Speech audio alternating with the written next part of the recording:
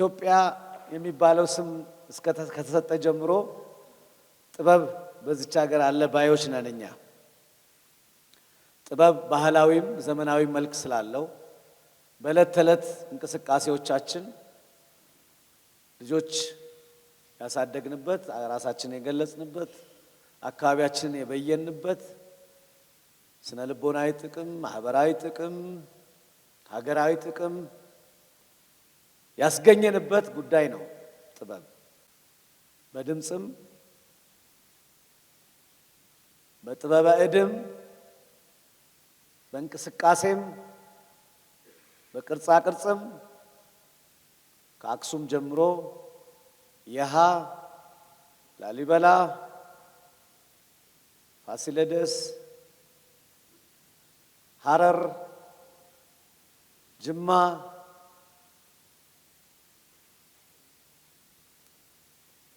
በሙዚቃ በዜማ በወሎ፣ በጎንደር፣ በወለጋ፣ በሐረር፣ በመሃል፣ በሰሜን፣ በደቡብ፣ በምስራቅ፣ በምዕራብ ጥበብ ለሺህ ዘመናት እዚህ ሀገር ኖሯል።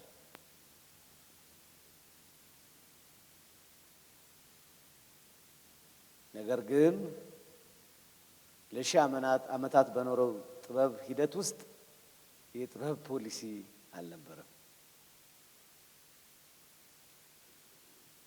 ፖሊሲ የምንለው ነገር በአንድ ሀገር ውስጥ አንድ ፋይዳ ያለው ጉዳይ እውቅና የሚሰጥበት፣ የሚመራበት፣ እድገቱ የሚተለምበት፣ ማበረታቻም ሆነ ድጋፍ የሚሰጥበት። ይህን ስንል ለምሳሌ ያ ፖሊሲ የሚያስፈልገው ጉዳይ ምንነቱ የሚበየንበት፣ በሀገር ደረጃ እውቅና የሚሰጥበት፣ የሀገር ሰነድ የሚሆንበት ዶክመንት ነው። የጤና ፖሊሲ፣ የትምህርት ፖሊሲ፣ የግብርና ፖሊሲ፣ የመከላከያ ፖሊሲ፣ የውጭ ግንኙነት ፖሊሲ፣ እነኚህ ሁሉ ፖሊሲዎች እነዚህ ፖሊሲ የተሰራላቸው ጉዳዮች በዛ ሀገር ውስጥ ምን እንደሆኑ የሚበየንበት ህጋዊ ዶክመንት ነው። የውጭ ጉዳይ ማለት በኢትዮጵያ ይሄ ማለት ነው ብሎ የሚበይን ዶክመንት ነው። ጤና ማለት ይሄ ማለት ነው ብሎ በይኖ የሚነሳ ዶክመንት ነው።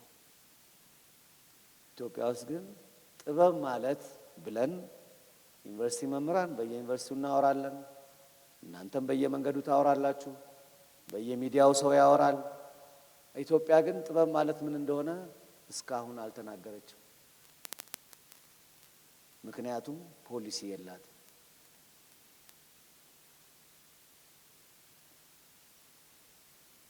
የተሸከምነው ውርስ በጣም ከባድ ሸክሙ ጫንቃ የሚያጎብጥ መሆኑን የምታውቁት እንዲህ አይነት ያደሩ ያልተሰሩ ያልተከናወኑ ጉዳዮች አሉ። ጉዳዩን ከመበየን አልፎ ይህ ፖሊሲ የሚሰራለት ጉዳይ ለምን ትጠቀምበታለች ሀገሪቷ? ጤና በዚህ ለዚህ ጉዳይ፣ ግብርና ለዚህ ጉዳይ፣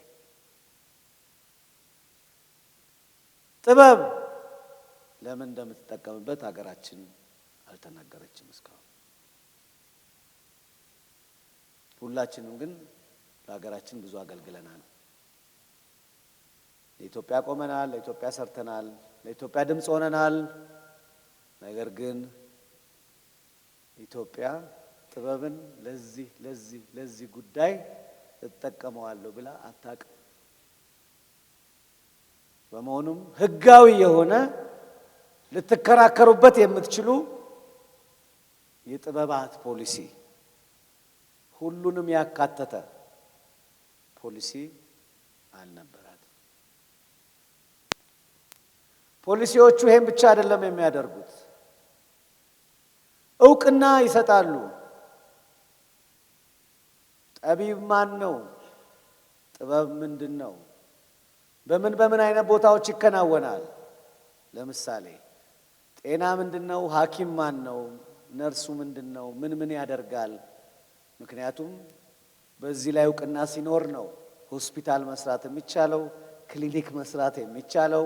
ሆስፒታል የሚሰራው ሰው በጤና ፖሊሲ ምክንያት የተለየ ማበረታቻ፣ የተለየ ድጋፍ ካስፈለገው ፖሊሲው ያስቀምጣል። ጥበብ ምን ያደርጋል የሚለውን በሕግ በፖሊሲ አላስቀመጥንም። ስለዚህም ዛሬ ተነስተን የፊልም መንደር ለመስራት ብንፈልግ አንችልም። እዚህ መሃላችሁ ተጨባጭ ምሳሌ ያላቸው ሰዎች አሉ። የፊልም መንደር ለማቋቋም ፈልገው ሎጅ ብላችሁ አቋቁሙ እንጂ የፊልም መንደር የሚባል ፖሊሲ የለም የተባሉ ሰዎች አሉ። አለ ወንዴ አለ። ያው ምሳሌውን ያስረዳችኋል በኋላ። እንግዲህ በጣም ብዙ መናገር እችላለሁ በዚህ ጉዳይ ላይ።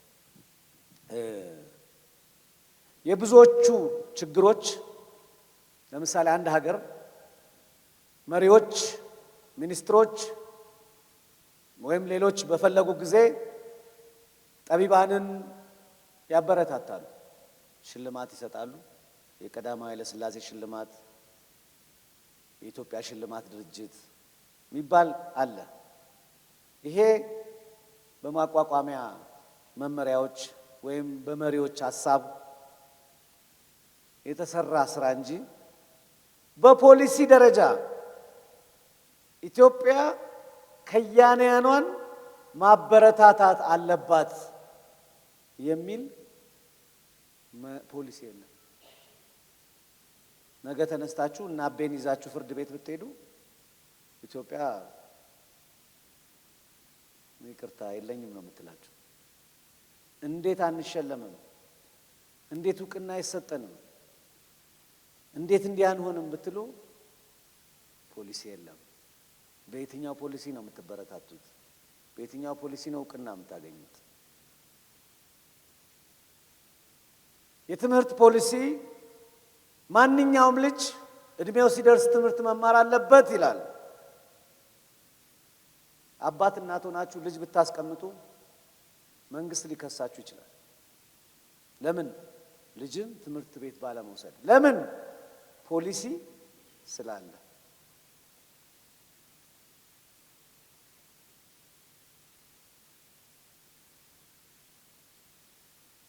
መሰረተ ልማት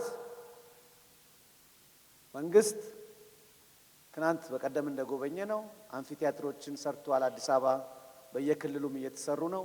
ፕላዛዎች እየተሰሩ ነው። መከወኛ ቦታዎች፣ ሲኒማ ቤቶች፣ ቲያትር ቤቶች እየተሰሩ ነው። ይህን የሚያስገድደው ፖሊሲ ኖሮ አይደለም የሰራው።